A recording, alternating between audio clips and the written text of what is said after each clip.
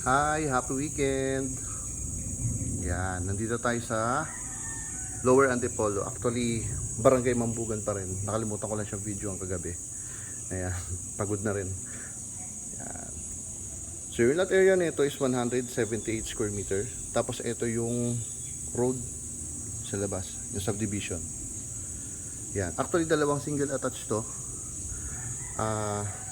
Yung isa kasi under construction pa. Ito hindi pa naman siya 100% pero makikita na natin. So pwede na. Ito, tingnan natin ha. Balikan ko lang yung garahe. Ito, kasyang-kasya po dalawang SUV. Ayan. Kahit anong malaking sakyan, kasya. So dito, meron kayong garden. Tapos yung setback. At saka I think mga 3 meters po siguro to yung setback. Tapos dito po sa likuran, malaki yung inyong service area. Ito. Yan. Actually, isang pwede pa po kayo mag-maid's quarter dito. May kwarto naman dito sa loob, mamaya makikita nyo. Pero kung may kasama po kayong senior, ayan, pwede kayong magpagawa ng maid's quarter doon sa may service area talaga. Doon tayo sa may entry papasok. Basa, madulas. Basa yung garahe.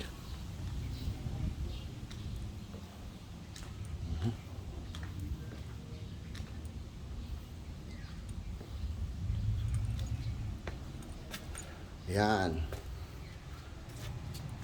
Ito yung main entrance ng property. Siya. Ito yung living area natin. So dito, syempre, dito yung mga TV natin. Yung TV natin yan. Yan. Well designed siya. Napaka-elegant. Ito yung living area. Yung ceiling. Tapos ito yung access doon sa lanay. Actually, ganda to yan, kung mabubungan. Yan, tapos pwede extension ng dining area, diba? Kasi ito yung dining area. Ito yan, yung may ilaw na to. Tapos ito yung kitchen.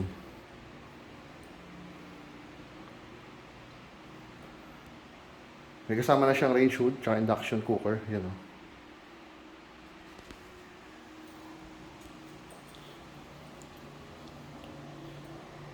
So ito yung sinasabi ko. May kasama kayong senior kasi meron pong bedroom dito sa may baba. Ayan. Maid's quarter or senior. Ayan. May cabinet na rin po. Tapos, pwede kayong magpagawa ng maid's quarter dito, service area. Ayan, malaki o. Yan.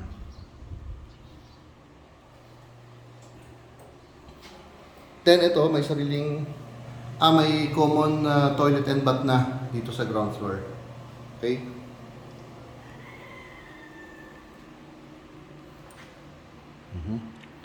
Isang silip pa. Kitchen, your dining area, and yung living area natin. Ayan siya. So, enough space para sa lahat. Tapos ito, nasa inyo, naka-open lang naman siya. Pero pwede nyo gawing, I think, storage area. Depende na sa depende na po sa preference nyo, sa design nyo. Pero mas maganda talaga kung naka-open na lang siya, Ay, bakit tayo na dito sa second floor. So, dito sa second floor, merong yung master bedroom. Ito, pero huli na natin papasukan yan. Dito muna tayo. So, merong common na toilet and bath. Yan.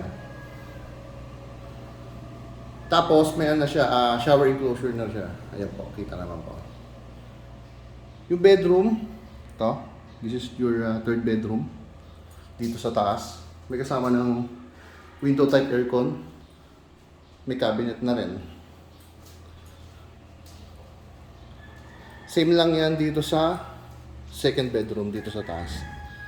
Ayan siya. So, mas malaki lang yung space nito. Ayan. May cabinet na rin po yan. Okay? Ito, yung sa window natin, yun siya. Oh. So, for natural light na rin po. Kaya po ganyan yung design siguro. Ayan, very elegant po. Modern, actually, modern design siya. Tapos, maluwag yung ating second living area dito sa second floor. Ito yung master bedroom. Yan. Ito siya. Hindi pa kasi tapos talaga eh. May mga ilalagay pa. Yan, yung mga sliding door po. So, ito yung space. Itong master bedroom, naka-split type aircon po siya. Ayan, oh. Yan. Tapos, ito yung walk-in closet natin. Tapos, ito yung kanyang toilet and bath. Same lang, meron din pong shower enclosure. Yan, ito yung space for master bedroom. Malaki yan. Yung price nga pala nito, 13.5 million Pero, as per seller, nung nakausap ko last week, I think kung wala pa mag-reserve, magtataas po ng price, baka pa maging 14 million or baka 14 million plus pa. Ito, balcony niya. Yan, balcony. Tapos, to confirm po kung may kasama na po itong CCTV, ha? Ko-confirm lang po.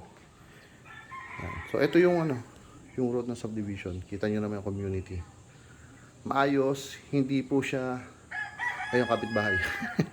Kapitbahay sa kabila, ayun. Wow, ganda ng garden, laki ng garden niya. Yan. So, kahit ondoy, hindi po ito binabaha. Malayo sa fault line. Going to SM Masinag, LRT Masinag, going to Recto, at least 1.5 kilometers away po siguro. Ayan. Ayan, thank you, bye-bye.